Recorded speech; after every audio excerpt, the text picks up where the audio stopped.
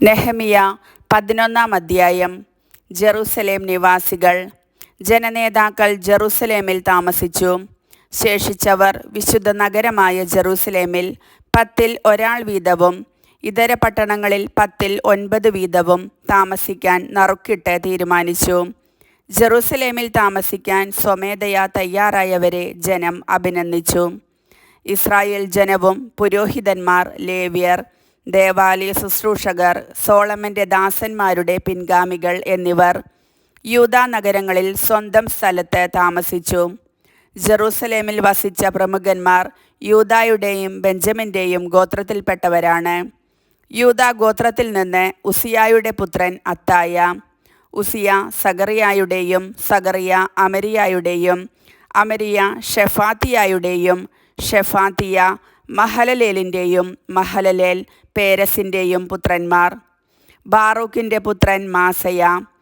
Baruch കൊൽഹോസയുടെയും, അവൻ ഹസായായുടെയും, ഹസായ അദായായുടെയും, അവൻ യോയാറിബിൻ്റെയും, യോയാറിബ് ഷീലോന്യനായ സഗറിയായുടെയും പുത്രന്മാരായിരുന്നു. പേരസിൻ്റെ കുടുംബത്തിൽപ്പെട്ട 468 ധീരന്മാർ ജെറുസലേമിൽ പാർത്തു. ബെഞ്ചമിൻ ഗോത്രത്തിൽ നിന്ന് മെഷുല്ലാമിൻ്റെ പുത്രൻ സല്ലു.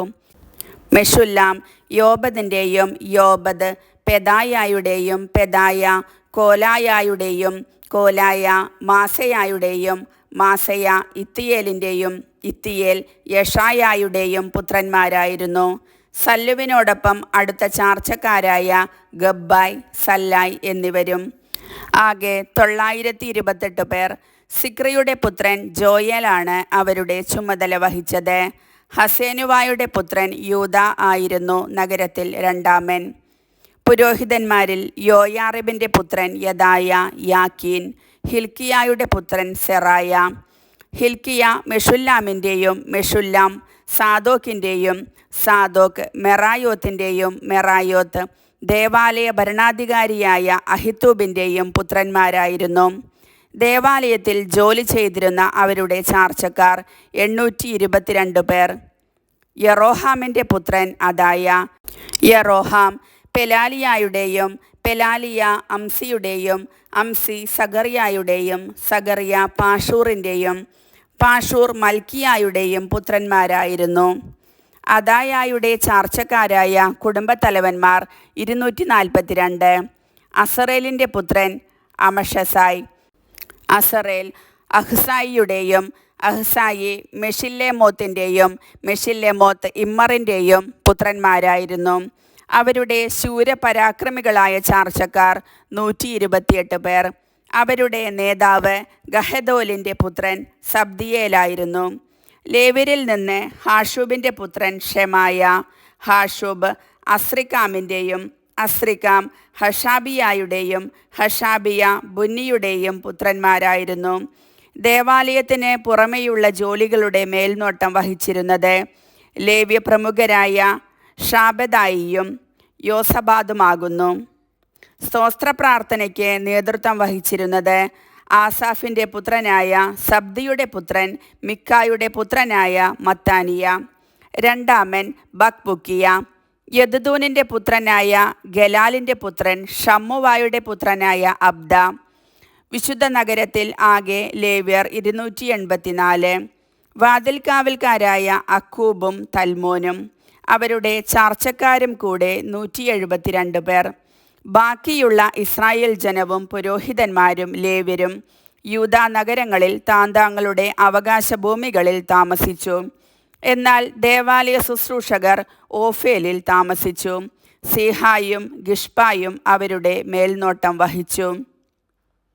ബാനിയുടെ പുത്രനായ ഉസിയാണ് ജെറുസലേമിലെ ലേവ്യരുടെ മേൽനോട്ടം വഹിച്ചത്. ബാനി ഹഷാബിയായുടെയും, ഹഷാബിയ മത്താനിയായുടെയും, മത്താനിയ ദേവാലയത്തിൽ ഗാനശുശ്രൂഷ നടത്തിയിരുന്ന ആസാഫിൻ്റെ കുടുംബത്തിൽപ്പെട്ട മിക്കായുടെയും പുത്രന്മാരായിരുന്നു. ദേവാലയത്തിൽ ദിവസം തോറുമുള്ള ഗാനശുശ്രൂഷകരുടെ തവണ ഓരോ ഗണത്തിനും രാജാവ് നിശ്ചയിച്ചു കൊടുത്തു. യൂദായുടെ പുത്രനായ സേറായുടെ പുത്രൻ മെഷസാബേലിൻ്റെ പുത്രനായ പെത്താഹിയ, ജനത്തെ സംബന്ധിക്കുന്ന എല്ലാ കാര്യങ്ങളിലും രാജാവിൻ്റെ ഉപദേഷ്ടാവായിരുന്നു.